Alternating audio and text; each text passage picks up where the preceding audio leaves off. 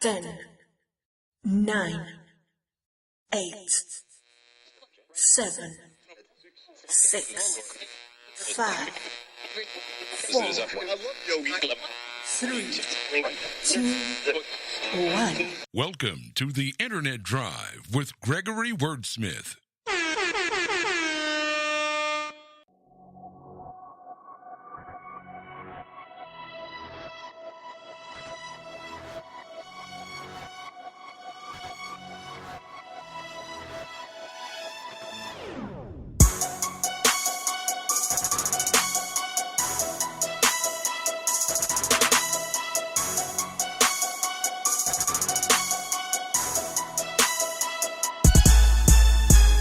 In your car, at work, at home, on your smartphone. Welcome, ladies and gentlemen.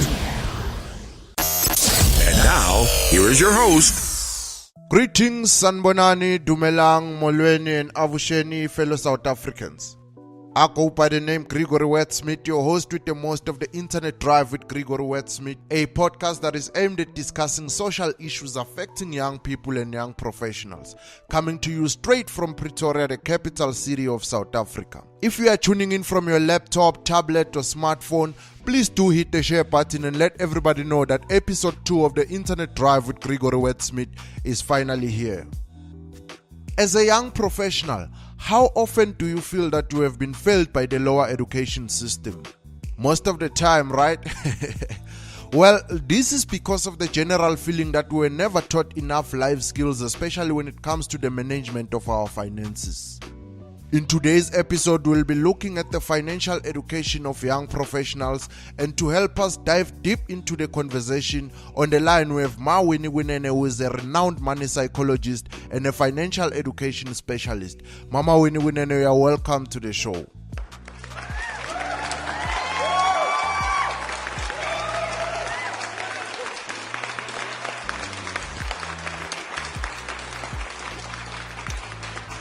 Hello, Babago. How are you? How are you and your listeners and these young, vibrant, beautiful young South Africans? We are doing well, Mama. Before we dive deep into the conversation, I would like to take this opportunity and say thank you for sparing some time off your busy schedule and to join us on the show. I really, really appreciate it. No, it truly is my pleasure. You know, I love young people and the future of this country and of the world. And I think as the elders of South Africa, we need to, it's in our best interest to make sure that our children understand the finances, because the world today, you see the rich getting richer every day and the poor are getting poorer every day, purely because we don't understand the language of money. It's time we need to do that. As I mentioned on the introduction, that most of the time as young people we feel that we have been failed by the lower education system. Not in its entirety, but mainly on the fact that we were never taught enough life skills, especially when it comes to the management of our finances. But lucky for me and the listeners at home, we have people like you, Mama, who are willing to shed some light on the issue of money. Firstly, I would like for us to talk about money management. What would you say is a budget? Okay. Just briefly respond on your comment about the education system having failed you guys, young people. I think what we need to understand is that we also come from that very same background. Make no mistake, okay? Yes. So we are all in this together. We've had to learn the very, very hard way. And my job is to make sure that no young person gets a raw deal out of this economy at all. Okay. Yes. And this is and then it brings us to this subject of talking about a budget. Yes. We often hear our candidate and the president or the minister of finance talking about the budget, about how much money will be allocated to the elderly people, to education, to welfare, to this, to that. Yes. And it's exactly the same thing. But before you can even budget, you need to know that you can't just budget out of thin air. You're going to have some form of income that you are getting. I don't care whether a person is still at school and they're only getting 100 Rand. Yes. It means you are in a position to get, if you're in that position where you get 100 Rand a month, you now qualify to budget. Even if it was 50 rand, you qualify to budget. So a budget is not necessarily about how much you get. It's about whatever a little that you get. If you get 10 rand a week, you can budget on that 10 rand a week, because a budget is merely a plan on how you are going to use this money to the best of your ability so that it benefits you the most. Wow, I must say that it's quite interesting that one can learn how to budget from as early as primary school, because a lot of us really associate having a personal budget to getting a salary. To say that the only people who can really budget are those ones who are receiving a salary on a regular basis. Yeah, I used to teach my children with tax money at 10 rand a week. And what they would do, they would then give me a plan on, or I will help them to budget the money so that when they use it, they use it. And I'm not saying they can't go and enjoy their money, but out of the 10 rand you get, 10% is yours.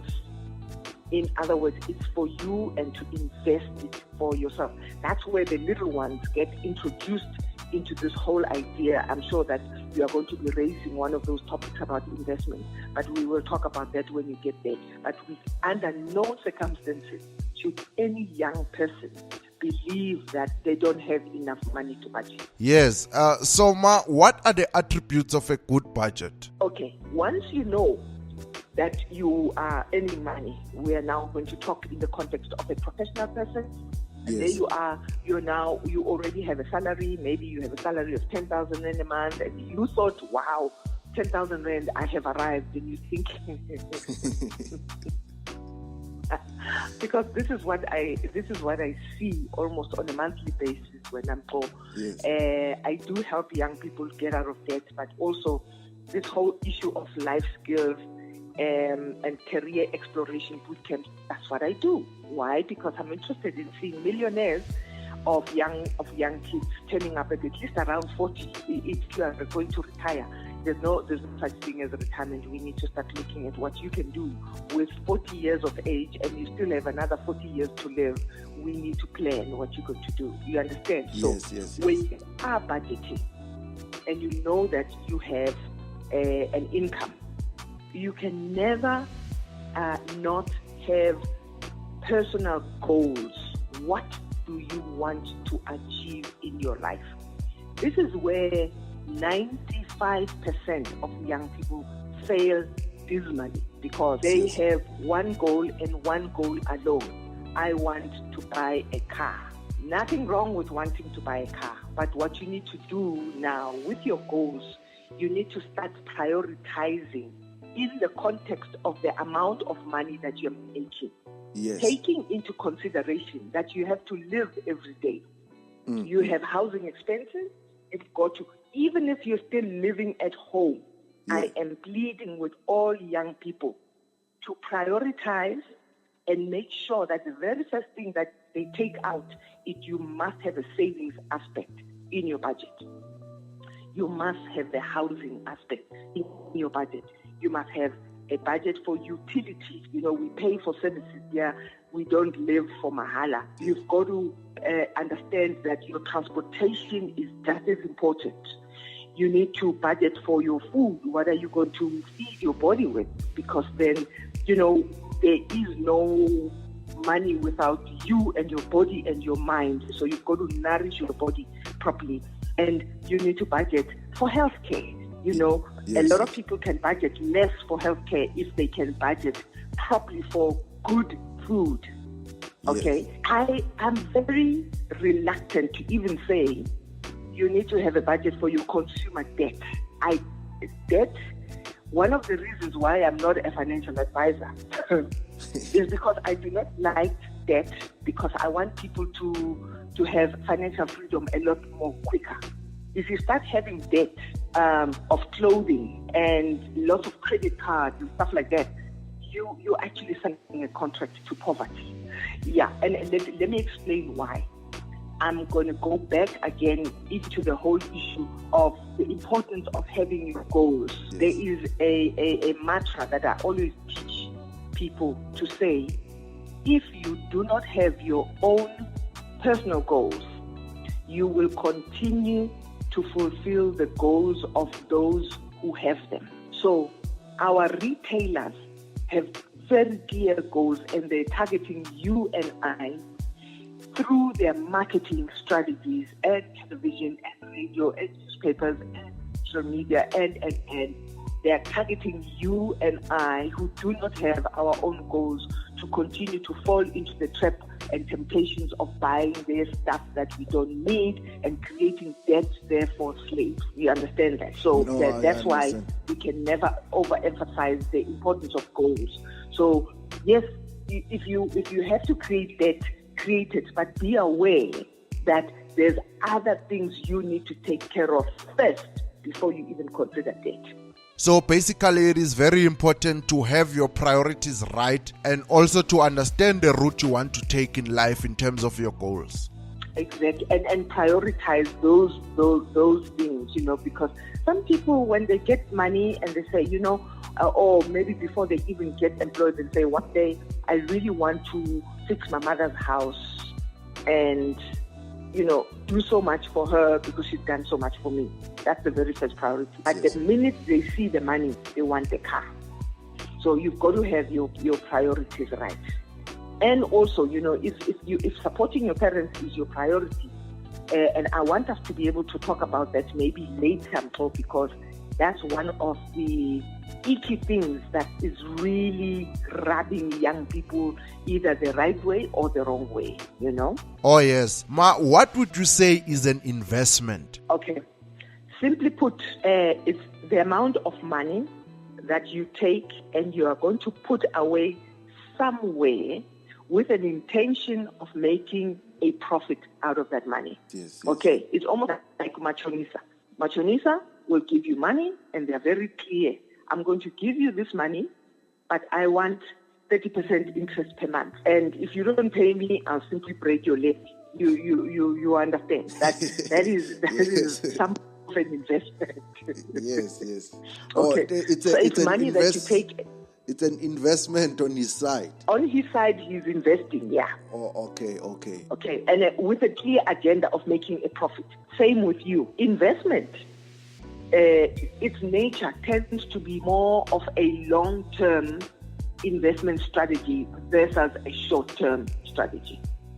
Oh. Investment is when you want to invest, say, for your child's education, because some of the young professionals are coming in, they are already young parents, and they know that if my little daughter or my little son now, who's 6 months old, will need to go to university in the next 20 years, you start investing money for the child for the next 20 years. And trust me, by the time they get to that level, you already have enough money for them to go to school. Yes. So when you look at investment, you're looking at a long-term thing and not a short-term thing. And of course, I would like to discuss various ways where people are able to invest. I mean, we've been disappointed a lot by companies and how they have failed people actually to deliver on the results that were kind of promised. Because remember, investment, you take a risk in an investment based on historical results that have been achieved before, and hoping that in the near future, when you are investing, it will either yield the same result, if not more. Yes. So when you are So when you are investing, you must understand there's a risk factor in it. Yes, Ma, I was actually about to ask you to please enlighten us on the different kinds of investments that are available out there for the general public, and also which one of them come highly recommended. Okay. First and foremost, I'm not going to recommend anything, because then I will be stepping onto the toes of financial advisors. Okay. But I'm going to give you a wide range of investments that I have identified, and I know that if people do their research or speaking to a financial advisor, okay, I'm going to give you formal ways of investment, and there's a new formal way of an investment, but it's kind of completely unconventional. It's more for for people who believe.